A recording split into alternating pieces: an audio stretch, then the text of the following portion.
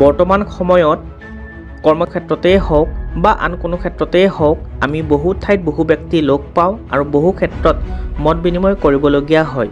তেনে ক্ষেত্ৰত কিছু লোকৰ লগত মতৰ অমিল হোৱা দেখা যায় আৰু তেনে ক্ষেত্ৰত আপোনাক যদি কোনোবাই বেয়া ব্যৱহাৰ কৰিছে তেতিয়াহ'লে তাৰ উত্তৰ আপুনি ইমানেই ভদ্ৰতাৰে দিয়ক যে আপোনাক বেয়া ব্যৱহাৰ কৰা মানুহজনেও যাতে নিজে লাজ পাবলগীয়া হয়।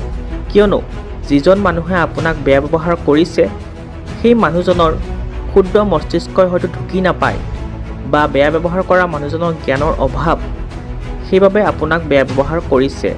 কিন্তু আপুনিতো অশিক্ষিত নহয় যে সেই ক্ষুদ্ৰ মস্তিষ্কৰ জ্ঞানৰ অভাৱ থকা মানুহজনৰ দৰে বেয়াকৈ ক'ব।